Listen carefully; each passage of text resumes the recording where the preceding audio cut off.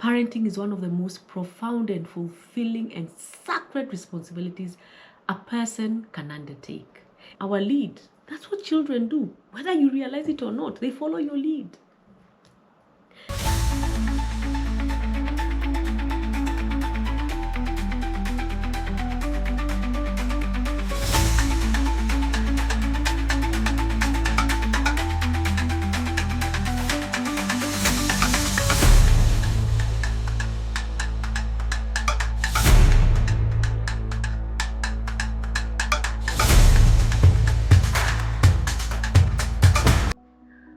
When I became a mother, I used to say parenting doesn't come with a manual.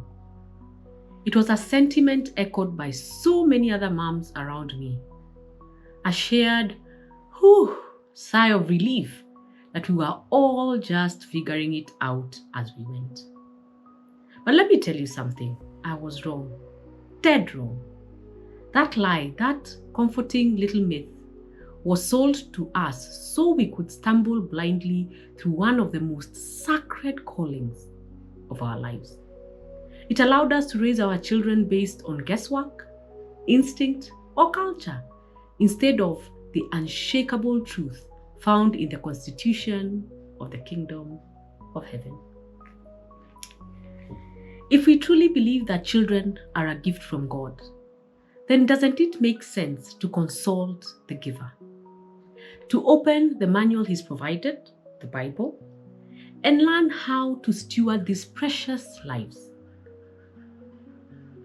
How many of us do that? I want you to think about it. When you get a new phone, do you sit down and read the manual cover to cover? Or do you just turn it on, pop in the SIM card, and start using it? I'll admit it. I'm one of those people who only cracks open the manual when I'm stuck, frustrated, and I can't figure out how something actually works. And tragically, that's exactly how many of us approach parenting. We raise our children based on what we think is best, what feels right in the moment, or what society tells us is acceptable. And then, when things start to go wrong and unravel, when our children struggle, when they rebel, when life gets messy, we then run to God, desperate and broken, asking why He's allowed this to happen. We cry out, "God, where are you? Why have you forgotten my child?" And sometimes we even blame Him for the chaos we are drowning in. But here's the hard truth. Had we consulted the manual from the beginning, had we sought His wisdom and followed His blueprint, we might have avoided so much of the heartache.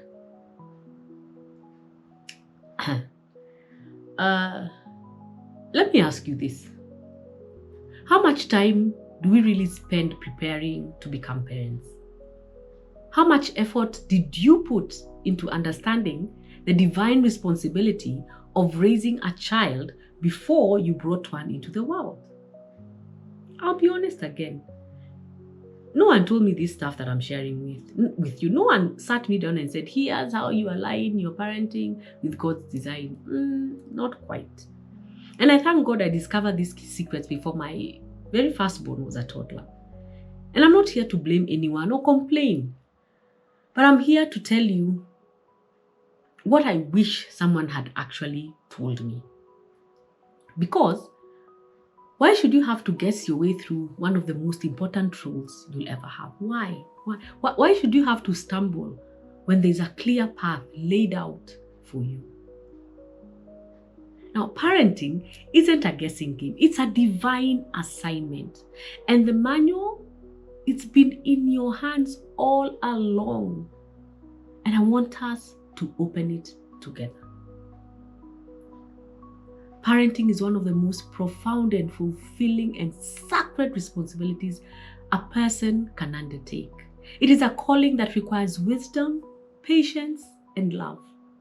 But where do we turn for guidance in this monumental task? And the answer is simple. We turn to God. As the author of life and founder of the family and marriage, God provides the ultimate blueprint for parenting. His word is filled with principles that guide us in raising children who reflect His nature, character, and also His behavior.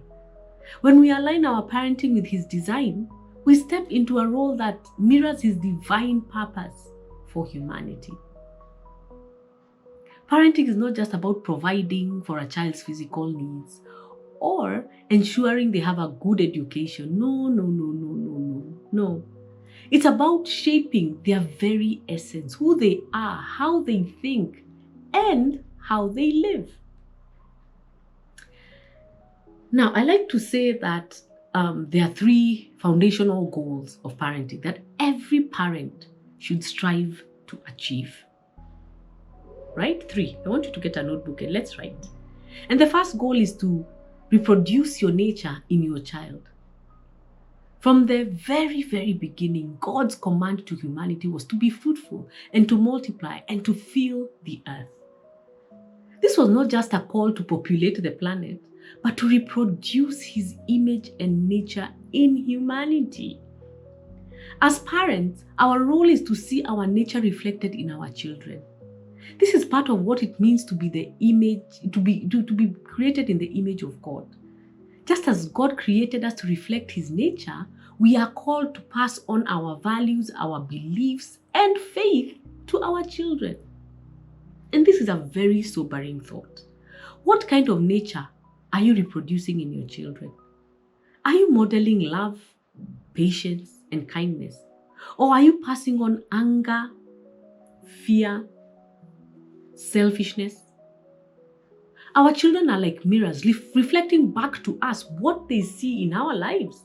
If we want them to grow into people of integrity and faith, we must first embody these qualities ourselves.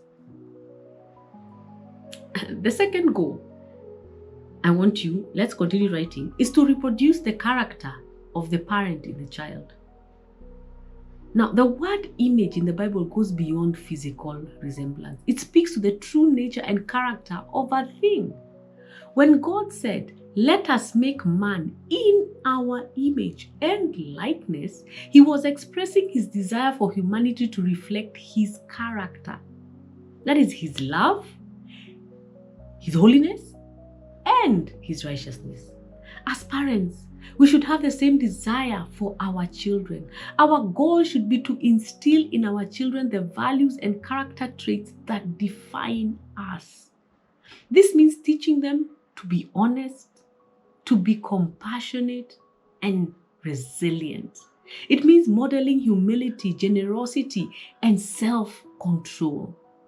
Imagine the joy of hearing someone say to you, your child reminds me of you. Or you remind me of your mother. You are just like her. That is the mark of a successful parent. When our children carry our character into the world, that is remarkable. And the third goal is to reproduce the behavior of the parent in the child. God's ultimate intention in creating humanity was to reproduce His behavior in us.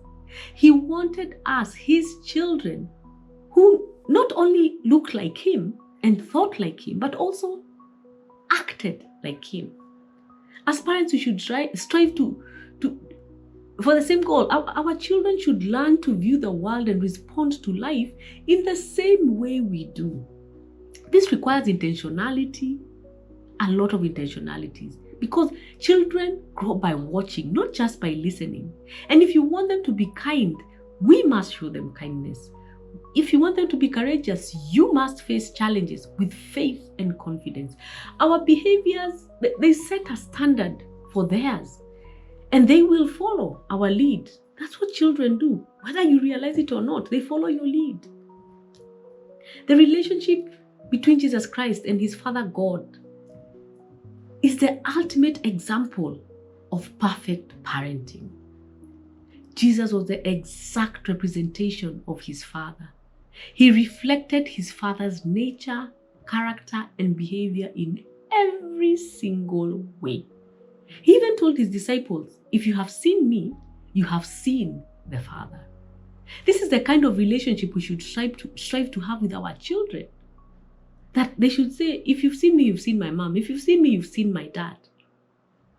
And one of the most striking aspects of Jesus' life was his fearlessness. He was never driven to overcome by fear. He was never driven or overcome by fear because he trusted completely in his Father. Time and again, he reassured his disciples saying, do not fear, do not be afraid. You and I as parents must model the same fearlessness. Our children should see in us a confidence that comes from knowing God is greater than the challenges we face. When we live without fear, we create an environment of security and peace in our children. Yeah, that's what we do. It's all about modeling. And now, if and when we are born again and we receive the Spirit of God, we are transformed. We are no longer driven by fear, but by love, peace, and soundness of mind. This same power that belonged to Jesus and God now belongs to us. We are his children. However, this transformation is not automatic. It's not. It requires conscious decision to accept God's Spirit and to live according to his will. Therefore, as parents, you and I must first experience this transformation ourselves before we can pass it on to our children. We cannot give what we do not have. And therefore, if you want our children to be fear-free, power-filled, loving, and level-headed, truly we must embody these qualities ourselves. Our Father's mind should be our mind.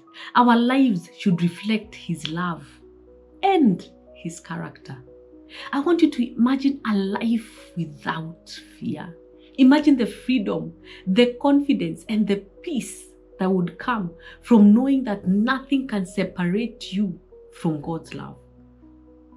Now, I want you to imagine the impact this would have on your children. A child who grows up without fear is a child who is free to explore, to dream, and to become all that God created them to be.